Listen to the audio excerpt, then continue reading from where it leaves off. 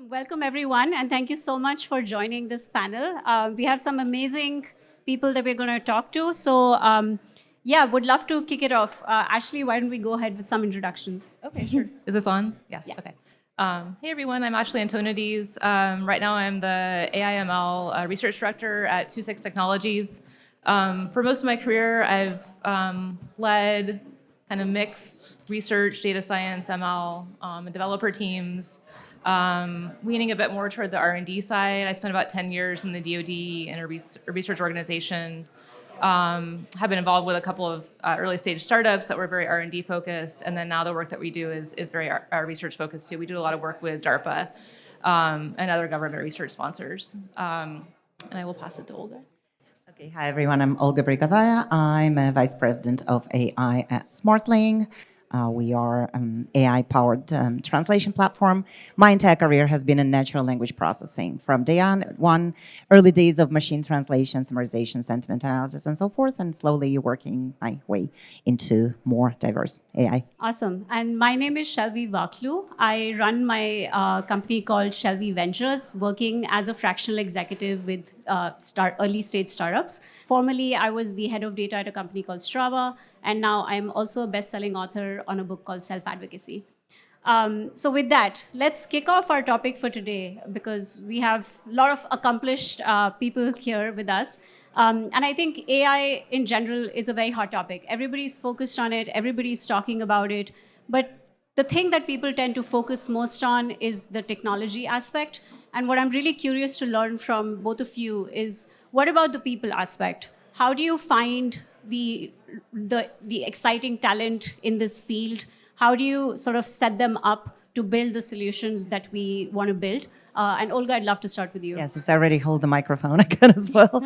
Yeah, I mean, people could not be more important. And we all know, I mean, we're all from the same space here. We all know how hard it is to find talent in our space, how hard it is to retain talent. So maybe I'll go into how do you keep people. I think it's all about an interesting job in this modern time and day. It is so exciting to be in the area, in the field, that actually just keeping people intellectually stimulated. I mean, all the other perks aside, I think, basically, I think that's key. And I know we'll go into more detail later. Yep. So I think in addition to thinking about sort of technical skills when hiring too, I'm sure a lot of us think about just overall team composition, how the team is going to work together. I think that a learning culture is really important, especially now there's so much new coming out every day. So how to build that team culture where everybody is like reading papers and okay to ask questions and really collaborating and building off of each other's energy. I think we'll talk about kind of diversity later, but I think that's also an important component, just thinking about the AI systems that we're building are interacting with people and how people can bring different aspects to thinking about how what we're building is going to affect them and different people across different walks of life. Whatever we build, it affects people. Companies always try to have that perfect alignment with company goals, product roadmap, and that talent that is internal. So how do you sort of think about that org structure that helps you support that perfect alignment, or that perfect teams divided up into those functions that actually support those goals? So one thing that comes to mind is actually just areas where I have seen maybe friction between teams, or as we're trying to align, say, toward the business goal of delivering a product. I think maybe one kind of common division is between like the developer team and the data science team. Maybe that will change over time as there's more blending between the roles, but I've seen a lot of teams that are structured as like the dev team versus the ML team. And so, I mean, I think one way to address that is if you have sort of an overall leadership role, whether it's the chief product officer or the CTO, who really has empathy and background in both perspectives and is helping to build that infrastructure between the teams for model delivery and the different sort of approaches and workflows that those different roles have. Yeah. One other area where I have kind of seen some friction is as more and more companies or organizations are realizing that it's important to have a chief AI ethics officer to be addressing ESG, having maybe more data governance. sometimes the technical team can see that role as almost like an adversary or like an auditor who's coming in. So what I've seen worked well is where you can bring that person actually be part of the technical team, and there's really a dialogue about what are the true requirements from that perspective. So that the technical team understands that, and then that is incorporated into the overall kind of delivery life cycle. Okay. I completely agree on a couple of things I wanted to add. We all see that at the end of the day, it's not that difficult to hit an LLM API and deploy an application internally. And what I see also, and I don't know whether it's friction or opportunity, you often see, especially in large enterprises, this accessibility that can drive in equal parts collaboration and friction. So what I'm seeing a lot is in the product team, they just, I'm in the translation space. Hey, let's just plug in ChatGPT and let's translate everything with GPT. At the same time, you discover that in digital marketing, there is a separate initiative because everything is so accessible. So I think it's super essential to have, again, same thing, centralized governing office, and while, again, fostering creativity, making sure that there is internal alignment as opposed to billions scattered individual initiatives. I also think what's essential now, again, there are so many aspects of equally developing and deploying AI. You really need to have a champion in every function. Dev, product, marketing, compliance, HR, every function now plays a role. So again, it's all about identifying the needs and the role of every function and making sure that there is alignment. I love that idea. Like have a data or AI liaison in every department. Yeah. And actually, to add to this, I was on a panel with a lady from IKEA, and they indeed have the digital ethicist that actually looks, and I'm pretty sure it's not unique. She was speaking about specifically about this role, AI digital ethicist that's really looking after ethical deployment and distribution of roles within the company. That's really cool. I also think, like, often when we talk about ethics, one of the topic that comes up is that if we have very homogeneous teams, we end up having products that have a little bit of a blind spot on what is possible. And the common answer that a lot of people say, can help solve for that is to have more diversity in the talent profiles that you have in AI. What about that aspect? How do you prioritize it in your teams? What do you think about it? And most importantly, what happens if we don't prioritize it? What happens if we don't prioritize having diversity in AI? Okay, maybe I'll go first. I mean, I'm pretty sure we've all seen similar research that if you don't ensure diversity equally on model data collection, model development, and model implementation team, you actually do get this one-sided view. And we have empirical evidence, especially when it comes to different kinds of cultural and all sorts of biases. Actually, one of the known techniques of mitigating data biases and algorithmic biases is actually ensure there's diversity on teams. So where I work, for instance, what we see is we have very, very diverse representation. Again, I come from the language AI space. One of our chief data scientists, she's not only is she a Chinese lady, she's also a young mom who is raising a toddler. And it is pretty fascinating things that she notices from just her language perspective. She comes from a completely different language group, so she catches hallucinations and thinks about things that I would not even think about with my language background. But on top of that, she's a young mom, and what she says, which I absolutely love, is she says, look, I do two things at home and at work. I'm talking to a toddler. So my prompt engineering actually is very identical to what I'm telling my toddler. Give very specific instructions to somebody who doesn't quite understand but wants to learn. So just thinking about, acknowledging, I think diversity on AI teams is really important. How to build that there's so many different aspects of diversity, but how to build that can sometimes be hard. You can right, often like you look at teams and they may be homogenous. Yeah.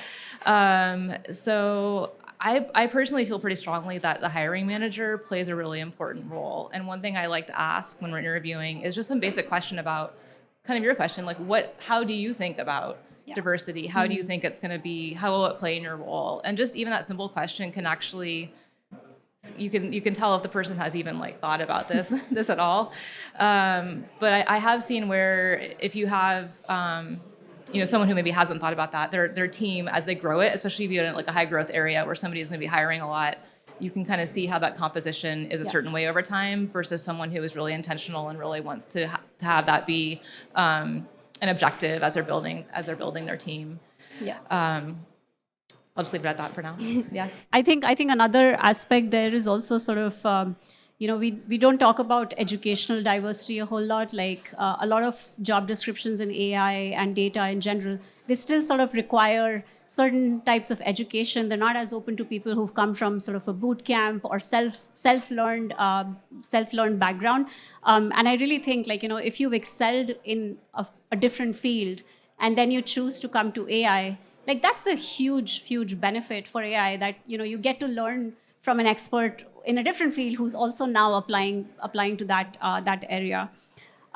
So yeah, so I Actually, think just oh, if sorry, I go could add, ahead. I think that's a really good point too. I think, the role of also just the domain expertise and just the lived expertise of the folks on your team and how to leverage that, I think is really important. Yeah, I really like what you said about the outside perspective, fresh perspective, right? Because a lot of people have been in the same field for years, and then somebody comes in from different industry, somewhat adjacent skill set. They will have all the capabilities of learning on the job, right? But they will bring the perspective that we would not have.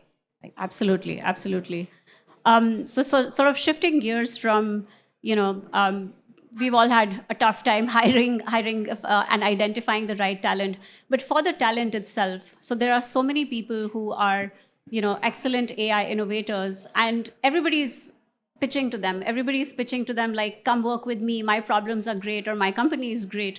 So what are your strategies from separating yourself from the noise? How do you make sure to set a really clear vision, and a clear pitch, so that AI experts choose you over the next company? Maybe I'll start here. I think you make the message of impact. What we're doing is real, and it's going to be impactful, and it's going to drive outcomes. So I think it's much easier to attract the talent if you say, hey, this is where we're going. This is the impact that we're going to have on our customers, society. And I mean, you can take it to any degree and any scale. And if they see that they're working towards a specific, tangible goal that contributes, I think at least that's been something that's been working for me. It's got to be interesting, and you know where you're going with this. So that's one of the techniques. And obviously, again, if you're inviting somebody into a diverse team with great culture, that's something. Usually what I would do a round, or what we would do, a round of interviews. So management interviews, senior management, peer. So the person really gets to meet everybody and be motivated. I think so. For a lot of the teams that I work with, again, are very research focused. So there is a lot of interest and motivation, or questions around what conferences am I going to get to attend? Is there an opportunity to publish? Is there an opportunity to at least do maybe like blog posts? So having that record of, like, hey, our team has published. Here, you will have an opportunity that's prioritized, and also just be able to talk about what the training budget is, or what the training availability is, so folks know, like, hey, I'm going to be able to go and keep my skills up and go to conferences. Is really important. And then I like to talk to the learning culture too, about kind of what cadence we have for internal reading groups, for workshops, for cross-training across maybe other groups within the organization. I think that's really key, just that folks know there's going to be opportunity for them to keep upskilling, and keep learning new things. Okay. And actually, I'm very curious, but in your team, do you like just suggest that people in the team go for conferences, or do you almost require it? Like, is industry thought leadership, part of their criteria for career laddering? We don't require it, but we actually, as a team, we try to identify maybe three or four kind of key conferences throughout the year. Okay. I find that there's value if you can send maybe like a few folks to the conference, especially if there's concurrent tracks. They have an opportunity to come back and kind of talk with each other. So we try to do that kind of collectively, of like what are going to be, like the CVPR NeurIPS that we're going to send the team to through the course of the year. Yeah, maybe I could add to this, and there is a person in the room way more qualified to speak on the subject, because Jen there manages all of our conference submissions. But no, in reality, I think we're almost crossing over to please publish. So people know that they will be given the budget to travel to conferences, but also know that they will be greatly encouraged to publish. One thing is, because we are in practical application of AI, we actually have something that, and those of you from academia would probably agree, we have the data. We have the field data that we can share. So quite often when we go, even more so to research conferences, we bring something that quite often folks from academia might not have as much exposure to. So we're usually a very welcome addition, because we come with practical real-life case studies. So yeah, encouraged and welcome to publish. So yeah. Awesome. That sounds lovely. All right. So the next topic, I know Olga, this is a favorite of yours, and I know Ashley, you're passionate about it too. But we know that AI implementation still requires a lot of contributions from the human in the loop. So how do you sort of think about that? Like, is there specific strategies that you have for, again, identifying the right people, like with the right tasks? Yeah, I mean, this conference is about quality in AI, and we still agree that despite all the mitigation techniques, models do hallucinate, data is biased. So you do need, and even more so again in our industry, in language industry, you do need human in the loop, and you'll probably need human in the loop in the foreseeable future, equally for direct assessment, for human ranking, for validation, for post editing, for fact checking. The not an issue, but one of the key factors there is quite often that would be a smaller gig. Quite often that would be sometimes it can feel like a repetitive job, like if you need to click X number of images and decide whether it's, I mean, right now we're beyond a cat or a dog, but there are other criteria, or if you need to validate an output. So it's very important to keep people motivated, those human in the loops, to actually be there and contribute. And I mean, first of all, I mean, it's a combination of it's fairly easy money to be made on the side, but also I think what we're learning is essential to give the right tooling. If you give the right tooling to those people who perform the human in the loop tasks, if it's easy to rank prompts, if it's easy to assess the output, if it's easy work surface, that's usually what keeps people motivated, because they feel that they are productive, they feel that they're doing something interesting, and they feel that they're given the right tooling to do their job. So I guess for us, depending on the project, we usually go through kind of 3 different options for data curation. One being, do we hire somebody into the company? That's usually not the course that we go, because then it sort of questions around what is the growth path for this person. Maybe it's something where they come in as a data curator or labeler, and then there's an opportunity to grow into more of an ML engineer role. We've talked about, not in my current company, but I've been at companies before where we actually have almost like an internal crowdsourcing system, which maybe isn't totally scalable, but it is kind of, I do like when the ML team has an opportunity to label, just to actually go through some of those edge cases, to put together the guidelines, and then think about, okay, is this now at a point where we need to scale this up and pass it out to an external labeling company or partner. And I know there are challenges with that too. There was a great panel this morning on data quality and labeling and all those challenges, but those are typically like the 3 courses of action that courses that we look at. Just on the subject of tooling, I wanted to comment. I don't know if we have any Kalina folks here. I'm a huge fan of the product, and I swear I'm not affiliated with a company in any form and shape. But when it comes to model evaluation, I think that highly recommended. Okay. So yeah, whatever. Yeah, and I think back to the earlier point, like exposure, the more exposure that people on your team have at conferences to other tools or to newer technologies that people are using, like it's really great when people come back to the company and say, hey, there's all this other stuff that we have out there that can not just make our life better, but it'll be more accurate. It's better for our product. It's better for our for our customers. So it's great to be able to identify those pieces. Yeah. I guess one thing that's on everybody's mind, whoever came to this session, where do you actually source talent from? Okay. Well, I mean, yeah, we might be saying the same thing. Okay. I mean, so I think we're laughing because it is a challenge. So I mean, I think, let's see. There's always the sort of first tier of, who's in my network, or the network of the people like within the group or within the company. I think that second to that is like we develop a lot of partnerships with universities, go to conferences, that sort of thing. So kind of building over time that broader network of partners who may also have students or folks who want to come in. And then sort of scaling from that too. Like we have worked with, both with our sort of HR departments and also with maybe recruiters or headhunters too. Yeah. Which is maybe a little bit more hit or miss too, but that is one way of scaling the approach. And I think there has just been, for me, most effective working with them to very clearly articulate what the requirements are, because maybe they may not understand or kind of know like what the use case is. So it takes maybe some iteration in that case. Yeah. But yeah, I just want to acknowledge like it, it can be challenging, especially going back to sort of like diversity too. So how do you recruit for that and find those pockets as well? Yeah, I agree. And also, I think being present at conferences indeed matters, because if your presentation, your company presentation is super interesting and you're delivering you're sharing some interesting insights and you're sharing whatever the latest, be it research or be it a product feature, usually those in the room who are looking for the next most interesting thing would react.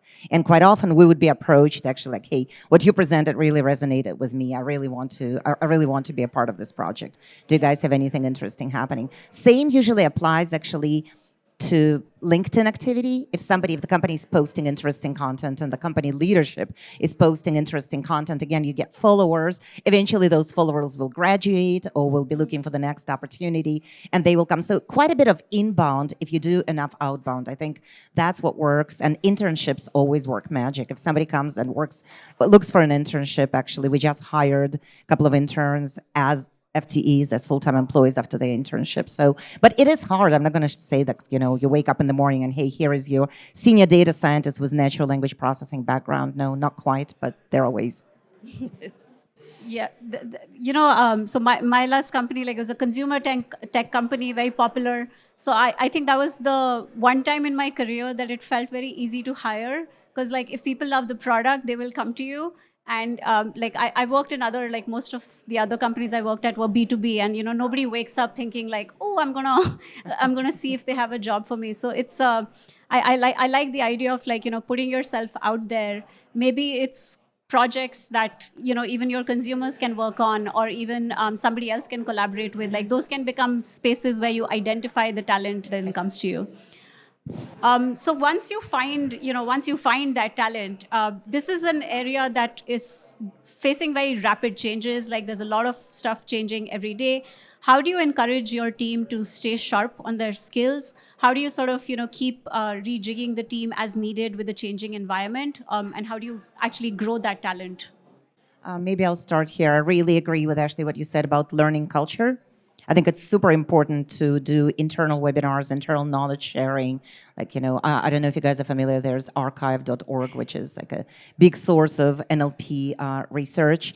Like you would just divide articles and just say like, hey, such and such person will report on this and such person will report on this, and let's brainstorm. And then always, since we're all in the field of dynamic research, I think just making sure that people you don't follow the next shiny object, but you definitely want to be appraised of the state of the art.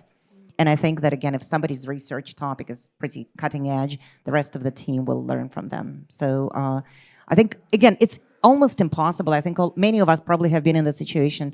In the previous conference I was speaking at, the submission deadline was a month before the conference. I showed up with a flash stick 5 minutes before my presentation because everything I was producing was becoming obsolete every morning.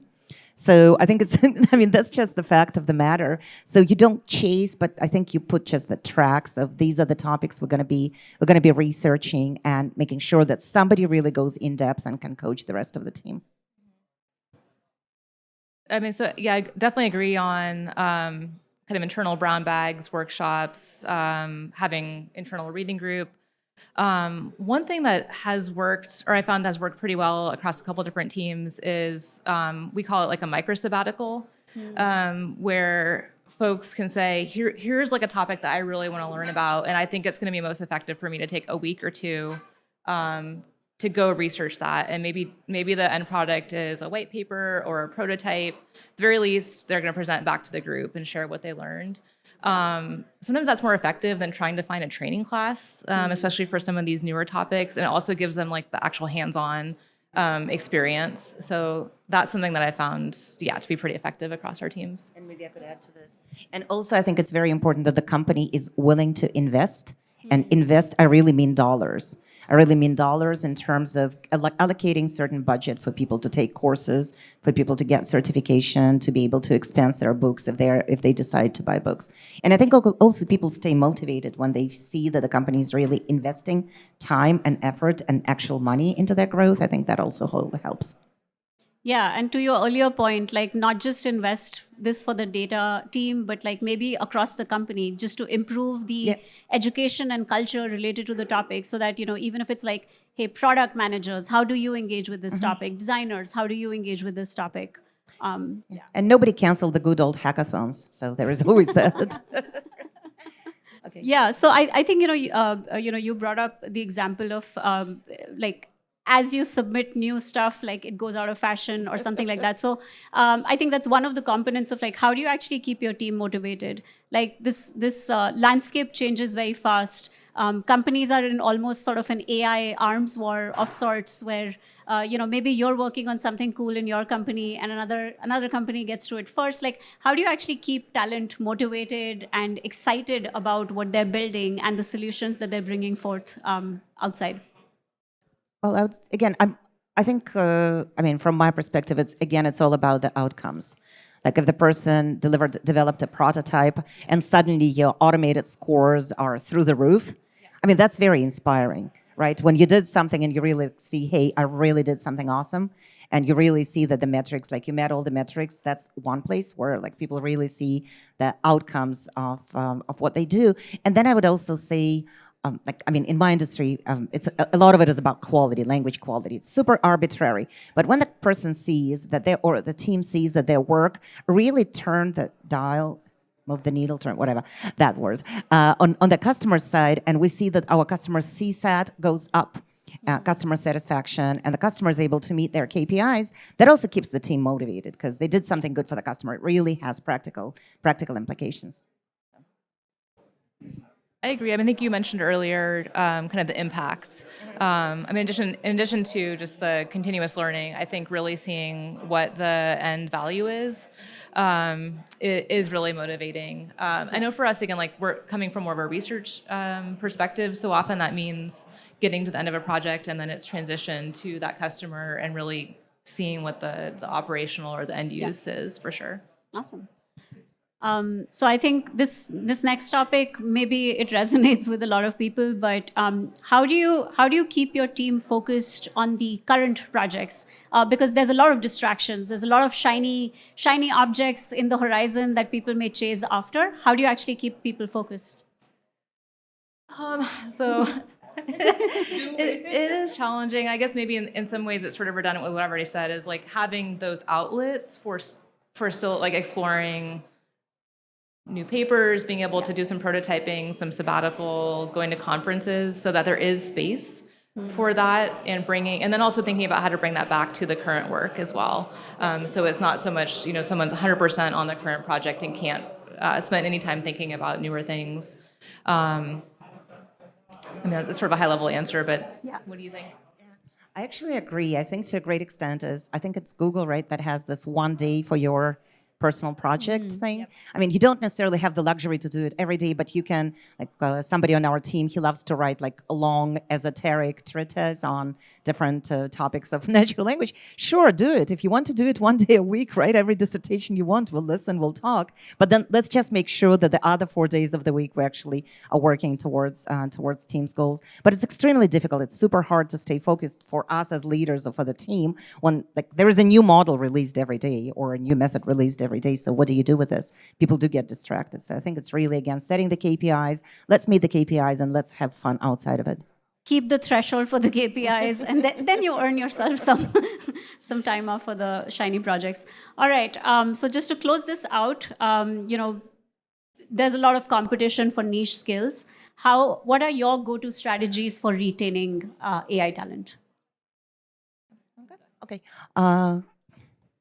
I think I'll just repeat myself. I think it's really just, I mean, first of all, we're all humans, right? We live in the society, so there are all the perks, the compensation, right? And all the things that are just native to you. You have a job. But I really think you retain the talent by keeping researchers and product managers and developers' lives interesting.